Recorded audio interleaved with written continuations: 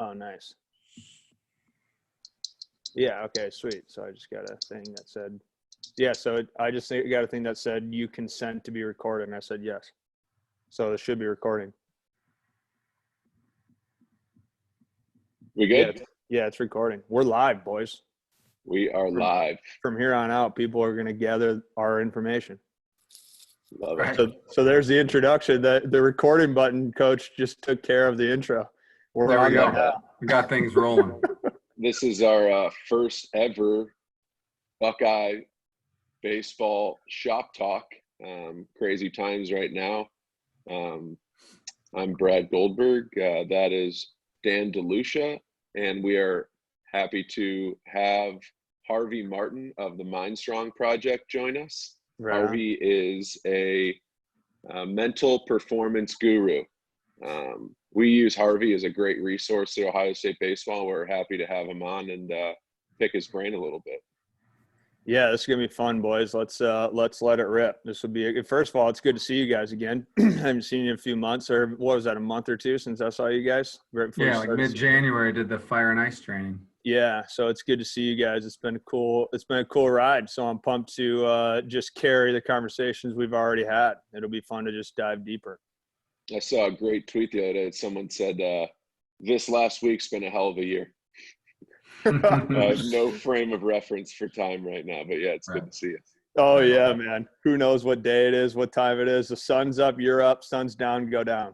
Yep.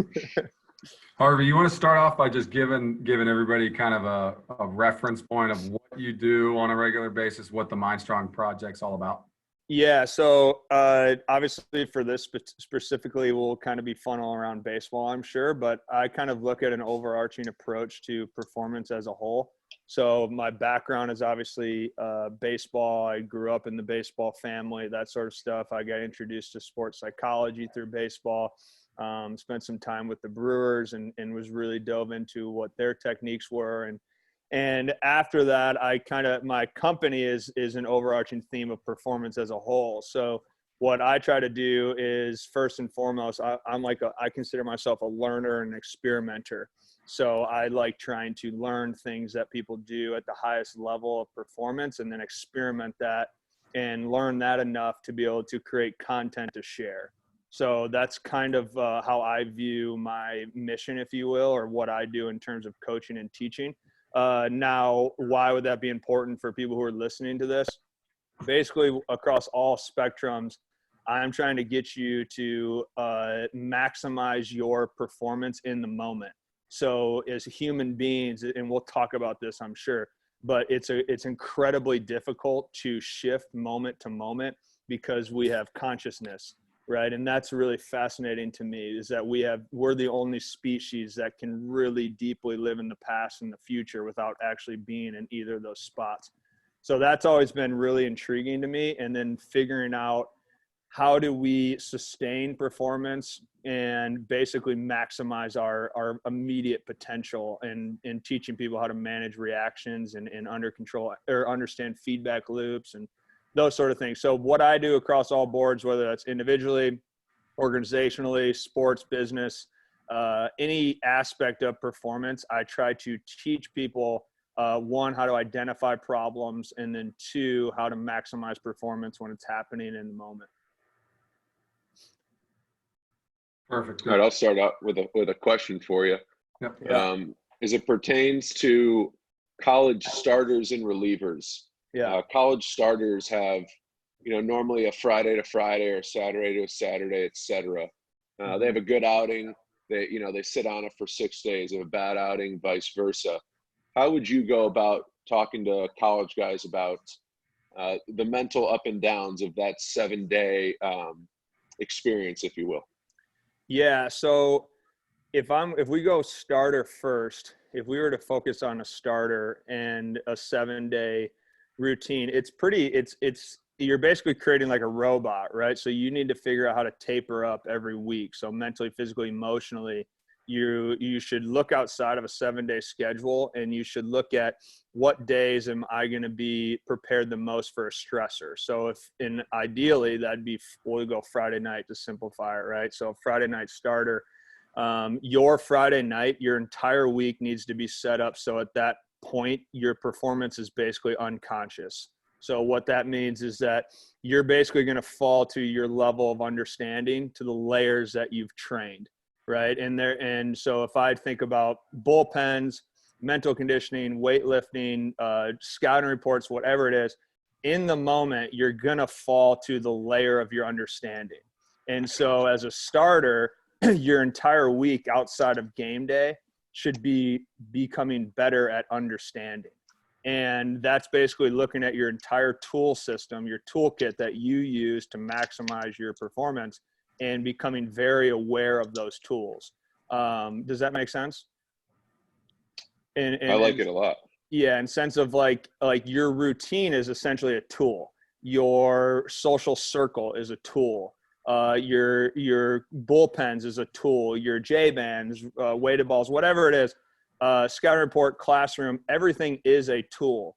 And so you're trying to maximize awareness levels to that, so that when I go into performance, I'm essentially just unconsciously performing.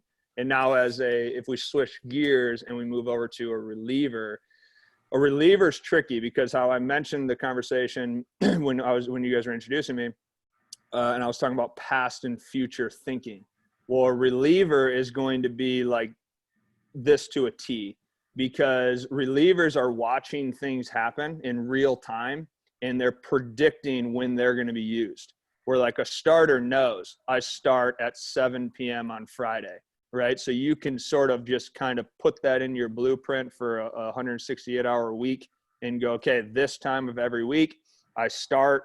All the other hours I maximize. Where like a reliever, you're completely up in the air. You have no idea what's going to happen, which makes it really spontaneous. So now your job is to be very aware of your mind. I would almost say you need to be more mentally aware as a reliever than as a starter, because you're seeing spontaneous results take place. You're riding the emotions of your pitching coaches, your head coaches, your teammates. You're going to come into an environment that you didn't get to start or paint any picture of. So you have to be extremely adaptable as a reliever. And the way to maximize that is to not waste energy. So you almost need to be very particular with how you're speaking, how you're thinking, how you're sleeping, and how you're basically staying even keeled until it's time. And you'll see people who are really good at relievers.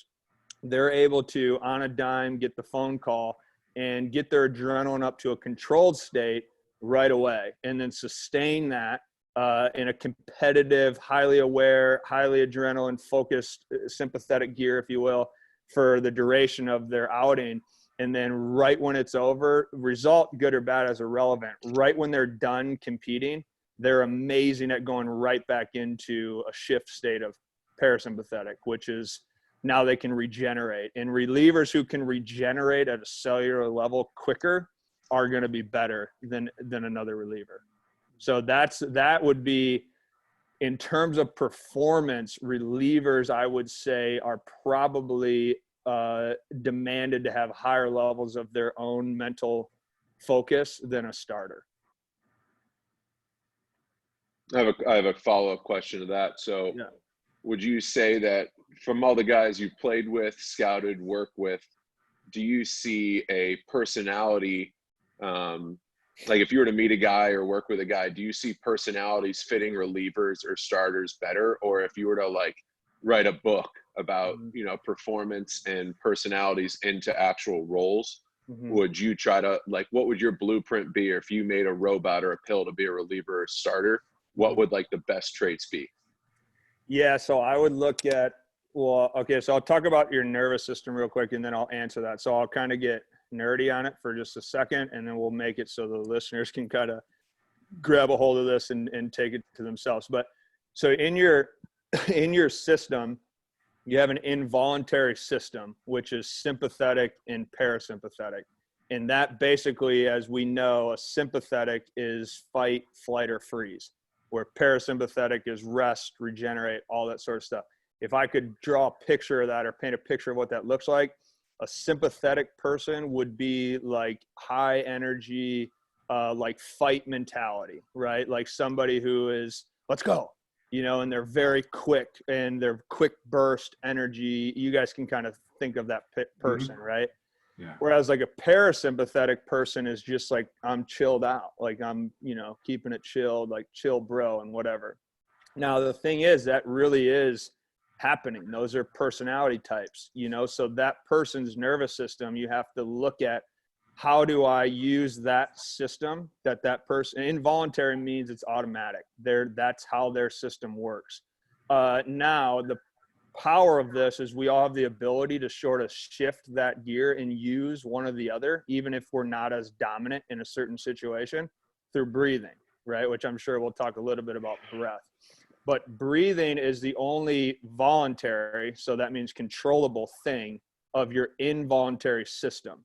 So that tells you that you can shift state if needed. And the reason why that's really important to know is because if you're a parasympathetic guy, a calm person, you're probably more utilized as a starter, right? You can be a long, sustainable, chilled out, that sort of guy, or you're like a closer, right? You're somebody who can sort of, I have this talent, I can get into a game and I can calm things down. Now, that doesn't mean that you're not a good, middle reliever or come in and get one out, because you have the ability to breathe. So you can shift systems if needed. Does that make sense? So now if you're sympathetic and you're very high-end fight, burn all fuel at all costs type human, you're probably you can be a starter, but then you're going to have tools that are put inside that starting that allow you to sustain that fight. Because the more that you are energy sympathetic driven, you're going to start burning fuel sources. And this is how you see people who go into games and they're amazing for 3-4 innings. And then in the 5th inning, they're freaking, I'm tapped, and they're max burning. Effort guys. Yeah, max effort guys. And so now to get away from those terms, you can just kind of look at it as like a type A, type B type person, right? And you can know that the confidence of this is, now I need to know my staff. So I need to know my people. If this person has nasty 3-pitch stuff and he throws strikes, but he's a type A guy, and I want those 3 pitches to go 7 innings, well, then that guy specifically needs to have tools to keep his gear system from being too amplified, so he doesn't tap out by inning 4 or 5. So that's a guy who I would let be in the moment, be his natural self, burn all engines for the 5 to 10 minutes you're competing. And then immediately when you come into the dugout, now we are going to have for you specifically an individualized gearing down system. So I can get your heart rate down, I can get your system back down. And so you don't spend time in the dugout living up here burning fuel, because we need to use all your fuel in game. And that's where you'll see a lot of guys, you see young guys in college especially, who have nasty stuff and they're so excited and they go out and they dominate the first couple innings. But if you just study them in between innings, you're actually seeing why they won't compete for inning 5, 6, and 7, because they don't have a tool that allows them to shift down. And that's how we started the conversation. The highest competitor is amazing at shifting gear in real time. And that's what, that's where the breath comes into play, because you have the ability to shift an involuntary part of your system through breathing. Makes sense. That's good stuff, man. I got a question to expand on that. That's really good stuff. It probably hits some guys as they're listening to that who are specifically starters or relievers. But we've talked in the past about this, and the first time you said it to me, it's not the typical way of thinking. The typical way of thinking, I think, is that your mind is going to control your actions. So the mental part's going to control the physical part, and you flip that. Time we talked into, it's actually physical controls the mental, and that gets more into the breath. But maybe you can explain that, because it's backwards to what a lot of people think. But if you really do it and go through it, it actually makes sense. Yeah. So I would, for anyone who's listening, I would write, and this isn't my quote, this is Fergus Conley, and maybe this is what he told me, so I've got to give him the credit there. but psychology is unsolved physiology is sort of the way that I look at that. So psychology, mind, is unsolved physiology, which is body. So for the simple side of it, you would just say the mind is an unsolved body. And to go into the depths of that, Dan, to elaborate it on our conversation, essentially what everyone's trying to get is flow, right? Like and I've thought deeply about the concept of flow for many years, and I do believe that we get into that position. Now, the struggle I have with flow is that in a mental state of flow, if you ask anybody about it, they're never able to digest that enough to tell you what actually happened, right? And so that's because your mind is always in survival states of past and future. So if that were to ever meet and you were actually present in your mind, that's a flowable state of your cell system in your body. That means that everything aligned in your physiology went, I feel safe. And when it feels extremely safe, there's no thinking. So you're in flow. And this is where everything makes sense. And now the second that your mind realizes that, now you've lost it, right? And so now you're starting to go, oh, I feel that. And now all of a sudden you are immediately thinking in the past and you're reflecting on, how do I get that back? How do I get that back? How do I get that back? Or you're thinking in the future of, I don't want to lose this. I don't want to lose this. I don't want to lose this. And that's why, that's why I do think of it backwards, because if we're focused on the mind, then we're going to ask people questions, and questions demands problem solving. So if somebody's in flow, why is it intuitive that if somebody's throwing a perfect game, we don't talk to them? You know, no one's ever really thought in the depths of that. But when someone's doing really good, we intuitively don't talk to them, because like innately everyone knows what we're saying right now. Like, you know, the preciousness and the fragileness of what a flow state really is. So when we get into that, even if you don't study psychology at all, you know not to add thinking. So don't add conversation. And this is why, like, we spend a lot of time in the mental game of baseball specifically with a lot of focus on talk and self-talk and visualization. Well, at the end of the day, all of that mental capacity and thinking also burns energy. And at a level of flow, this is why physiology is so important, because mental, emotional, and physical is all like a gas gauge in your car. So if you're going to spend a bunch of time doing reading and reflecting, will take away some gas, right? If you're going to have a bad relationship or even a good relationship, if you're going to spend good, focused, present moment time with your family, you got to take away some more gas. And if you're going to lift and work out and do anything physical or practice wise, well, then you depleted all gas. Now, if that's advantageous, well, that's how we get adaptation. Now, if that's stressful, then you just create more stress, right? And more stress is going to cause some sort of leak in the engine at some point down the road. And what I'm getting to here is if you're having trouble with that, the only thing that reflects on overstimulation, too weak of an energy feedback, is your mind. So people, when they get frustrated in their mind psychologically, they tend to add more, right? So you're sitting there, you're burnt the fuel in your mental source. And then where we screw up in the mental game is that we give them more problems to solve. So we go, oh, okay, you got, you know, if he could just figure out his mental game, he'd be really good. So let's give him these 4 things to work on.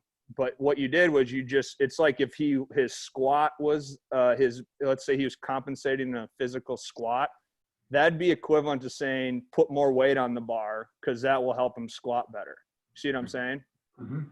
So we have to flip that, and we have to look at a physiological way of performing and enhancing our mind, which, if you think of physiology, I break it down into 4 categories because this is nature's law. So it would start with breathing, right? How efficient and effective are you breathing at a meditative level, a cellular level, which is health, and then a mechanical level? All 3 play a very important role.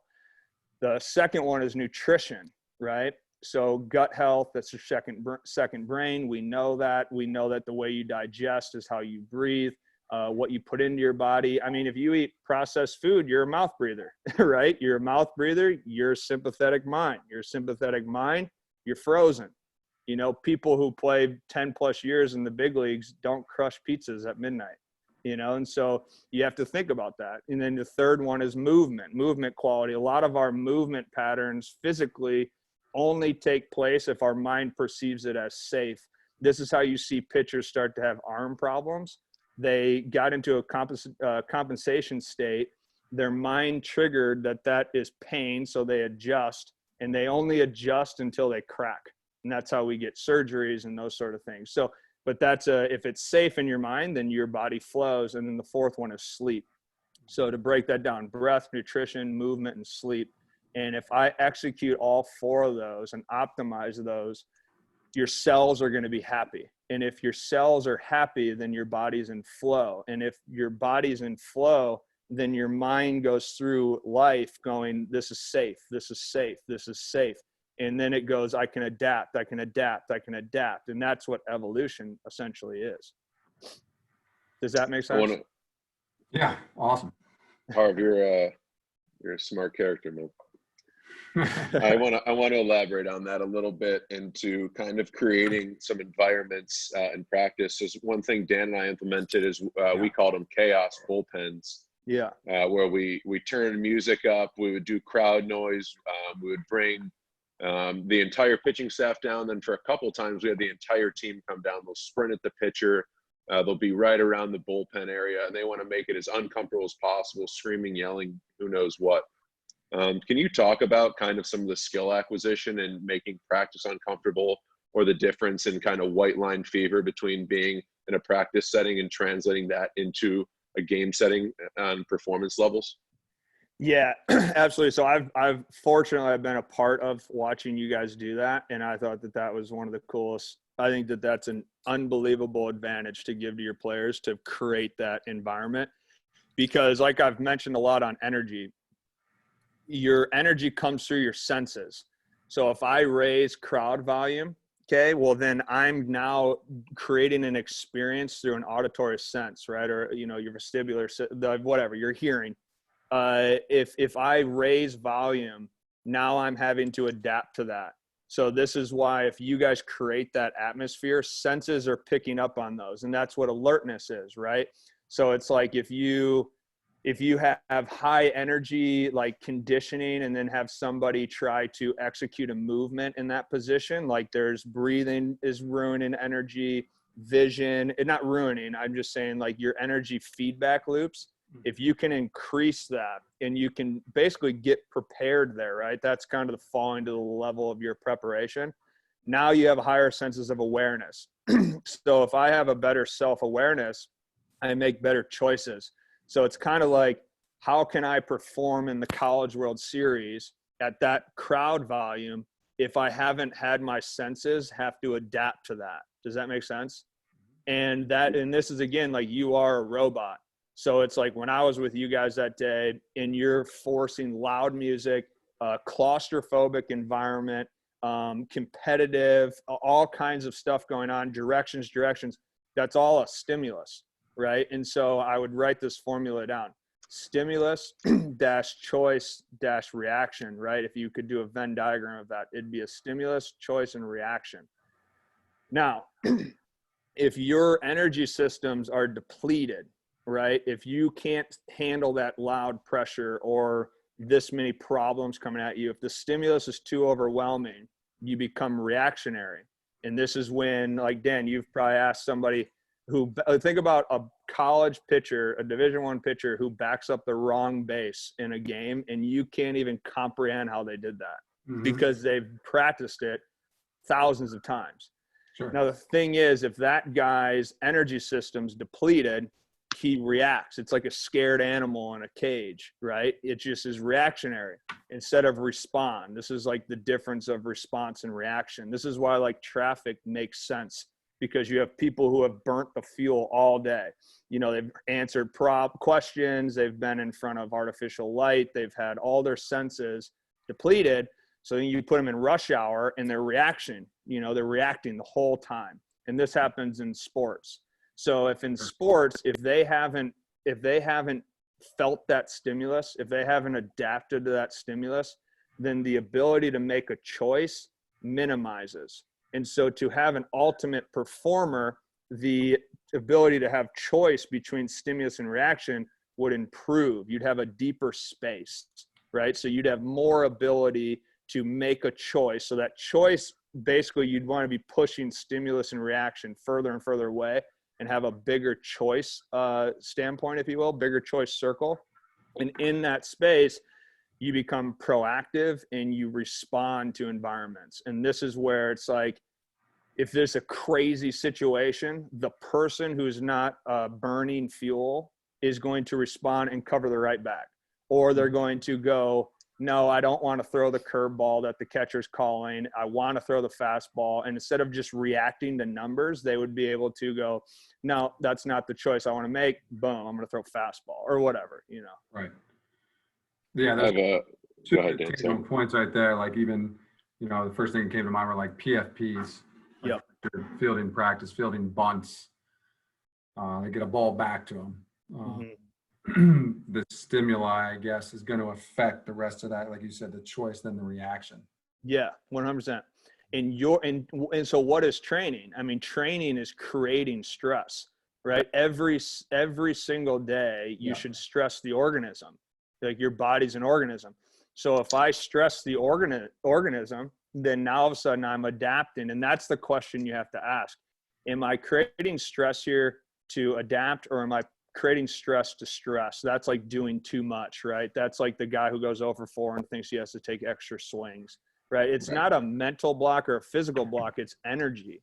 And so you are at the mercy of your organism's ability to adapt.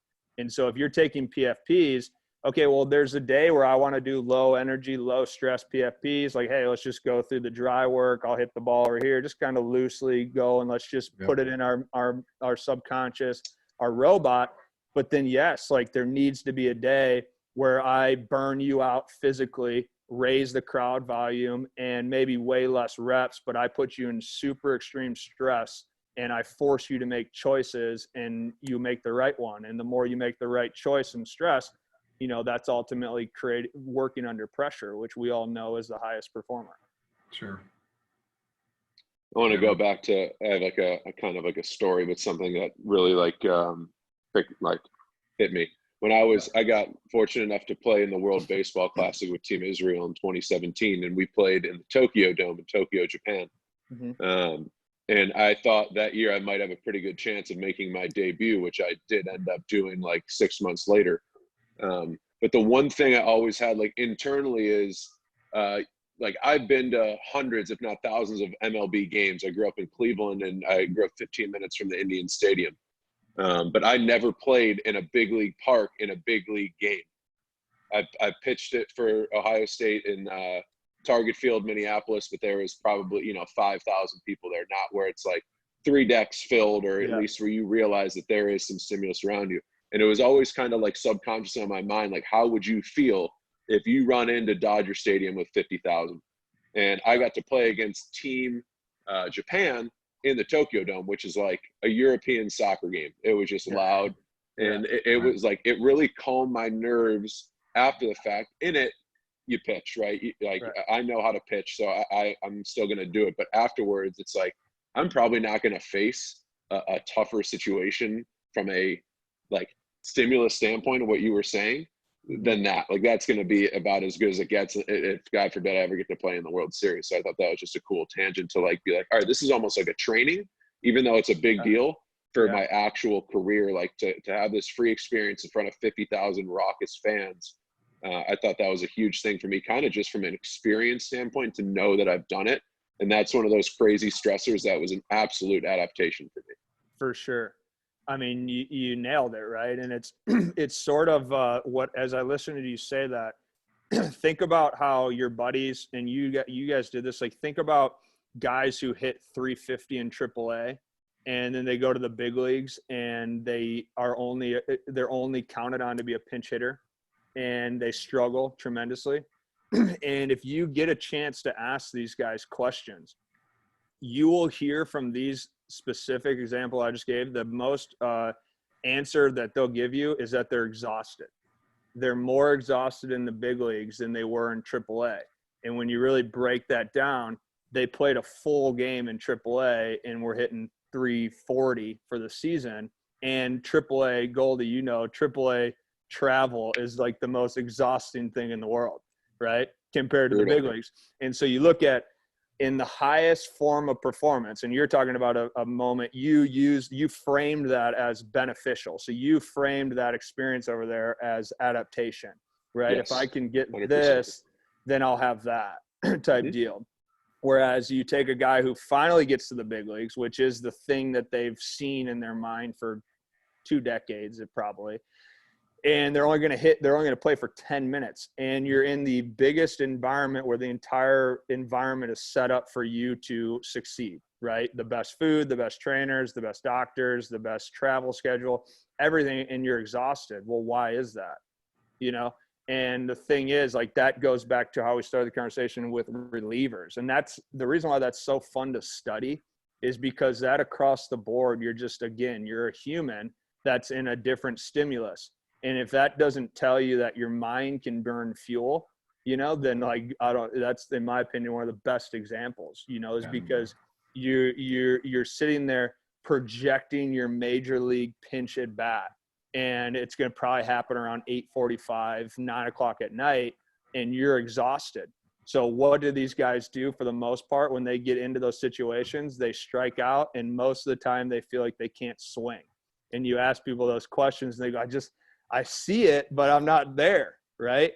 And the thing is because your motor skills freeze with the breath. Your motor skills and your mind, they work together. And this goes back, Dan, where we talk about with the body. Too often we look at it as if your mind is separated from your body and vice versa. Your connection, that involuntary system, sends signals to both the way you perceive something in your mind and the way you perceive something in your body.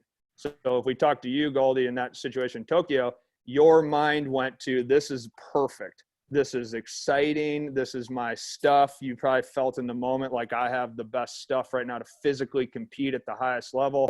And mentally right now, I'm in it, because you said, I'm getting this free opportunity. If you notice that, right? So I'm getting this free opportunity. So that means there's no like failure there. Whereas like if I'm in the big leagues and it's no longer free. If I give up 5 runs, I go back down to AAA. Do you see what I'm saying? Been there. Yes. Yeah. So you're projecting, you're reflecting, you're tightening, and all that happens in that position. Here's what happened to your nervous system in both environments. Your sympathetic, if you remember, is fight, flight, or freeze. Right? Well, if you're in fight, that's a controlled adrenaline. That's a positive. People look at life as like, we should never go see sympathetic. No, like you should try to design your life to have a sympathetic adaptation. And when you go out and to compete, interviews, recruits, training, whatever it is, I need to get into that sympathetic adrenaline cortisol state. And I need to be in the category arousal level of fight. Does that make sense? And when you were in Tokyo, it was fight. So the motor skills turn on, right? They turn on, they're ready to go. The mind is very alert. You're very heightened. Your vision's very clear. Your breathing is like very stealth and calm and controlled. And then now you went back to sleep because you're like, all right, cool. That was a great experience. And I'll go to sleep, say my hellos, love yous, and go back to bed. And you'll shift into parasympathetic. Does that make sense? Yes. Cycle. Whereas now if you're not in fight mode, you're in freeze mode. And that is the freeze mode of where guys' motor skills literally freeze. And that's why guys can't swing a bat, or that's where arms become late, balls start to rise, or mechanics get off, right? Because you're trying to fight back this evolutionary system of yours where all it wants to do is freeze or run. And in sports, you can't run.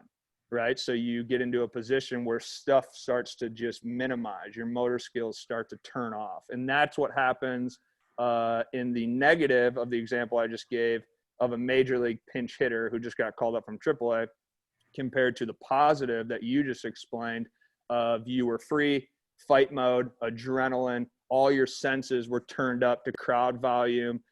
to level of competition, to platform that you were representing. All your senses went, okay, this is where Brad needs to be in extreme fight mode, and we're going to give him all of his tools that he's trained for the last 2 decades, and then you go out and execute. Makes a lot of sense. Good stuff. Yeah, good stuff. Yeah. You have another question, Dan?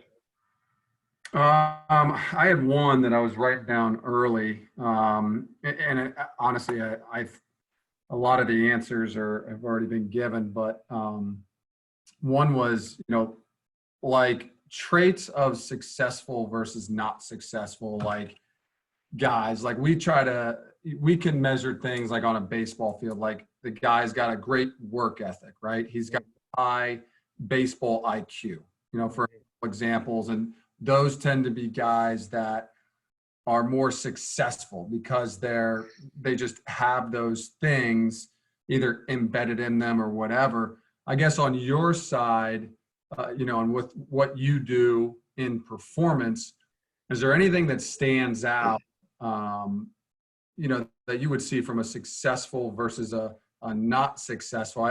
I'm guessing a lot of it goes back to what we've been talking about here, but is there anything that stands out that even people listening to this, or high school or college guys or guys in the minors trying to make it, that can up their game outside of, work? Just what does working on the mental game mean? What does work ethic, what does baseball mean? Like, what are some traits on your end that you may see that make guys successful versus not? Yeah, that's an awesome question. So I'll start with the biggest miss. I think that younger, I would say we'll go mental game. I'll take that word and we'll capitalize on that. Yeah. I think the hands down, the biggest miss in performance in athletes is that athletes think that performance is actually just their performance. And so they think of it as I'm learning the mental game, and that's going to make me a better pitcher. Right. And the problem that happens with this is that now you become a slave to routine. You become a slave to concepts, and you become closed-minded. So you look at the mental game as, okay, I have my triggers, my acknowledgement, my whatever, my mantras, my visualization, which I have no issues with those things. But the problem is you're focusing on that on such a minuscule part of your life. So you're using a mantra for specifically just a craft of baseball. And when you look at very, very good performers, they're extremely balanced.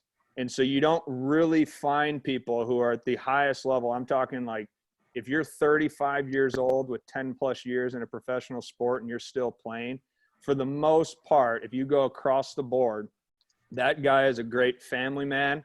He's a great leader. He's got amazing balance with his social life. He's very disciplined with his inner circles. He's extremely disciplined with the way he eats, the way that he focuses on movement. He has enough confidence to actually look at a weight room program and go, that's not intuitively going to advance me today. And he doesn't go back and forth on it, whether that's deemed as work ethic.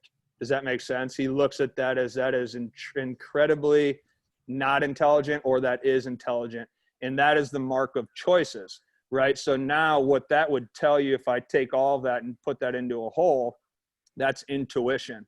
And so what you should be constantly trying to improve is entirely subjective, which is why this is such a cool concept to talk about, because you can't really measure it. It's subjective.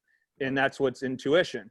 And the only way to become intuitive is to have higher levels of feel, in the baseball term, right? Have feel, right. And know how to make great choices. Where at young ages, they don't take, like right now, we'll talk about the world that's going on right now, because this is the immediate.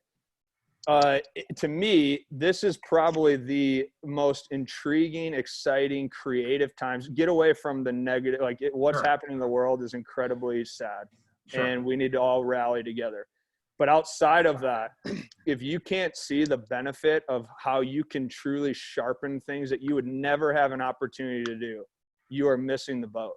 Like, this is such an amazing opportunity in your life to use isolation to produce creation. And it's like, if you aren't using that right now, you're missing such an amazing opportunity. And because at some point this will pass. So at some point we're going to go right back into practices. We're going to go right back into work. We're going to go right back into daily phone calls, daily meetings. And us three, we won't be able to do this at some point again in the middle of our day, right? So now, what part of your edge chasing, what part of your sword, what part of the balance of your whole life can you absolutely capitalize on? So when you go back into these things, you are a higher aware, intuitive person. And so to finalize that, it's more of a intuition is what I see at the highest level of performers. They're very, very fine-tuned internally on what choice optimizes their performance. Awesome. So if I were to put that into, let's contextualize it into a college athlete, and our head coach, Coach Beals, is actually really big on this, talking about, listen, when you guys take care of your schoolwork and you guys do all your tutoring and you guys are feeling good about all aspects of your life, whether it's relationships, family, health, weight room, and when the classroom's good, normally that tends to project to quality results on the field. Obviously, once the ball leaves the bat or leaves your hand, it's up to, the baseball gods or whoever to figure it out. Okay. Yeah. But the actual preparation side of it is normally a lot easier when everything else is in line. It's why you hear about, oh, he had relationship problems, or, oh, something's not good at home. Oh, he might be thinking about, class. It's there. I don't want to call them excuses or external stressors, but there's something that's getting you off of that stimulus that you were just talking about. Yeah. Harvey, I want to, this is maybe a Harveyism, and maybe you were about to say this, but I wanted to interject. It's how you do anything is how you do everything. 100%. 100%. We just ran sprint. Not that we're like, not that our crew over here is anything cool, but we were running sprints up this hill. And then we were sitting in the sauna until you basically couldn't breathe. And then you'd run sprints up the hill again. And then we were sitting in our lake just a minute ago. Now, it was a workout that I wouldn't necessarily advise for people, but the concept of was be harder to kill. Be harder to kill, be harder to kill. And that is going to internalize with all of us individually, however we see it. But it is kind of that mindset. Like, it's, why would you train like that if you're not a performer? People literally look at that. What happens to professional athletes the second that they're out of professional sports? They now don't see the purpose of training hard, because they identified with training hard only to be good at baseball. They never looked at that as being a useful human. And that's the thing. Like, health in general is the foundation of everything. So it's like your health as a whole, and Brad, you just touched on it, same with you, Dan. If your health is on point, you have good relationships. So now you're not burning fuel. So it's like, if you have a very bad relationship outside of baseball, that's an emotional toll on you. So that is going to that's going to disrupt you at some point down the path. If you're up all night in an argument with your significant other, that disrupts a ton of fuel systems. And this is why I was talking to you before the call, Goldie, about stimulants. Show me a multi-million, 10-year plus professional athlete that crushes bangs before every workout. Like, show me a guy who does that. But then the minor leagues is filled with guys who are doing that. And it's filled at those levels of people who are exhausting all talent to get there. Now, the problem is, we know this in all levels of performance. Performance is sustainability, period. If you can sustain progression the whole way up, you're gonna make it. And you're going to last, right? And that's kind of the whole, like, don't get to the mountain, be the mountain concept, right? How you do one thing is how you do everything. I mean, this is across all fields. Somebody who is able to sustain performance and balance their life is just going to be in a better position of problem solving, which across business, sports, class, anything that you do, at the foundation of performance is not only health, but it's problem solving. And if people solve problems, study anyone who's a great problem solver, they're extremely calm, right? And calm comes down to not calm, like they're chilled out. Calm in the sense that they're able to sustain at a homeostasis type level fuel. They're able to maximize fuel and use it when they need to use it. And if you're burning the fuel outside of performance, I mean, look at people who only look at performance.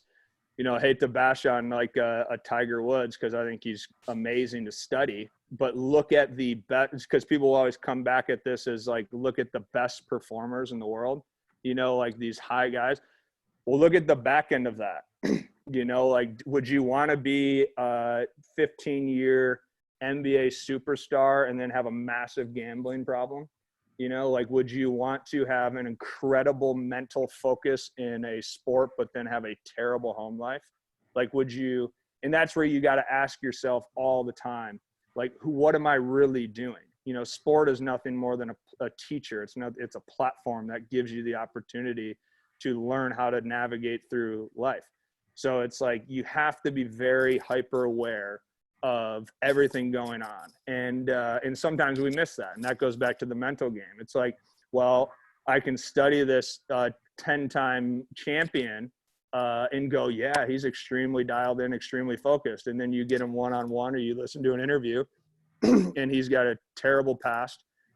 He's extremely unbalanced outside of it. And things are really tough on him, but he's nails inside the tee box, you know? And so you just gotta, I think you gotta constantly, now granted, I'll tie back on Tiger Woods, amazing, don't mean to bash the guy, but there's a great metaphor there for why mental game of baseball is not only made for that time when you're pitching. It is not just for the time that you're hitting. It's a segue and a way of living. And once we can understand that, become aware of that, you make those, like Beals, you just said, you make great choices in the classroom. You make great choices with friendships. You do all these things, and that ultimately sustains performance. So it is that important, is what I'm saying. We're believers in it. Yeah, I think we could go on for hours talking about this stuff, because I couldn't agree with that, all, you know, any and all of that. Mm-hmm. You got anything else, Stan? Harv? No, this was friggin' awesome. Midday, you know, be harder to kill. Harder to it's great, kill. Man. That's the new Ohio State baseball mantra. Harder to kill. I love it. Strength coach Dean Hansen will love that. Yeah, that's awesome. Well, Harv, we can't thank you enough for coming on the first ever Buckeye Baseball Shop Talk, man. Appreciate everything you do for us, and we love chatting with you. Yeah, you guys are beasts, man. You guys have been, ever since we've we've been talking, I think, since the fall. You two have, you guys add just as much value, if not more, to me. So I appreciate the continued support, continued conversations. You guys keep doing this. This stuff is going to be sweet for not just college athletics, but you guys know your reach. You know what you can accomplish. So use the platform and keep moving through, boys. I'm a huge supporter. Awesome. Thanks, Harv. Gear one, baby. Appreciate it, man. See you Thanks, guys. everyone. Take care.